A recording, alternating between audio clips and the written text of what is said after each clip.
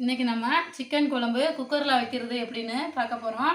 நான் வந்து 1/2 kilo chicken எடுத்திருக்கேன். சின்ன வெங்காயத்தை ஒரு 10 வெங்காயம் சின்ன சின்னதாக வந்து கட் பண்ணி வச்சுருக்கேன். ஒரு தக்காளி சின்ன சின்னதாக கட் பண்ணி வச்சுருக்கேன். 2 டீஸ்பூன் இஞ்சி பூண்டு பேஸ்ட் எடுத்திருக்கேன். தேங்காய் அரை மூடி எடுத்திருக்கேன். நீங்கள் துருவி கூட சேர்த்துக்கலாம். நான் கட் பண்ணி வச்சுருக்கேன். கொஞ்சம் மல்லித்தலை, கொஞ்சம் கருவேப்பிலை. இது எப்படி செய்யலான்னு பார்க்கலாம் வாங்க. எண்ணெய் ஊற்றியாச்சு, எண்ணெய் சூடாயிருச்சு.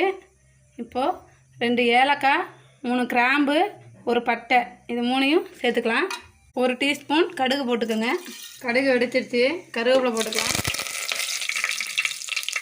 இப்போது சின்ன வெங்காயத்தை சேர்த்துக்கலாம். வெங்காயம் வணங்கிருச்சு, தக்காளி சேர்த்துக்கலாம்.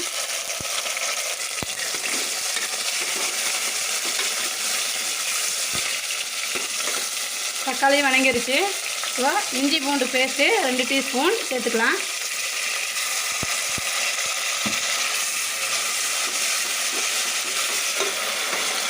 இஞ்சி பூண்டோட பச்சை வாசம் போயிடுச்சு. இப்போ நம்ம எடுத்து கழுவி வச்சுருக்க சிக்கனை சேர்த்துக்கலாம்.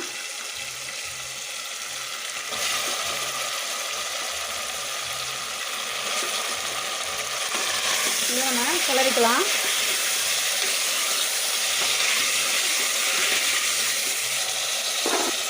இப்போ நம்ம 3 டீஸ்பூன் மல்லித்தூள் போட்டுக்கலாம். 1 டீஸ்பூன் கரம் மசாலா போட்டுக்கலாம். 1 டீஸ்பூன் மிளகாத்தூள் போட்டுக்கலாம். அரை டீஸ்பூன் மஞ்சத்தூள் போட்டுக்கலாம். சிக்கன் குழம்பு தூள் 10 ரூபா பாக்கெட் சேர்த்துக்கோங்க. நம்ம கிளறிக்கலாம். நான் வந்து சத்து சிக்கன் மசாலா தான் எடுத்திருக்கேன், 10 ரூபா பாக்கெட்டு. நீங்கள் உங்களுக்கு எந்த பொடி பிடிக்குமோ அதை நீங்கள் போட்டுக்கோங்க. இப்போது தேங்காவை நம்ம பேஸ்ட்டு பண்ணி எடுத்துக்கலாம். தேங்காய் கூட எந்த மசாலாவும் போட வேண்டாம். குழம்பு கொஞ்சம் கொலன்னு வரணும். நம்ம கசகசா அரை டீஸ்பூன் சேர்த்துக்கலாம். வேறு எந்த பொடியும் நீங்கள் சேர்க்க வேண்டாம். நம்ம எல்லாமே சிக்கனோட போட்டு தாளித்து விட்ருக்கோம். இதை மட்டும் நம்ம பேஸ்ட்டு பண்ணி அதோட சேர்த்துக்கலாம்.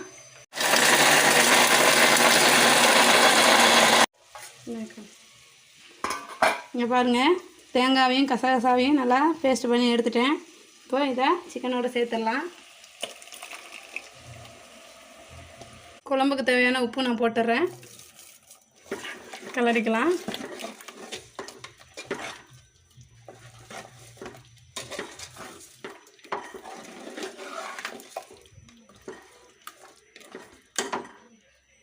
தேவையான தண்ணி ஊற்றிக்கோங்க. நான் மிக்சியை கழுவி அதுலேருந்து ஊற்றிட்டேன்.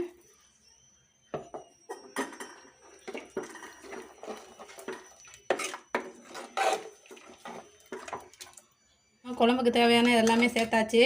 ஒரு 4 விசில் விட்டுக்கலாம். அவ்வளோதான், 4 விசில் விட்டாச்சு. விசில் அடங்கிருச்சு.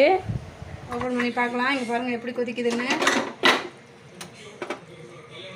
சூப்பராக ஸ்மெல் வருது.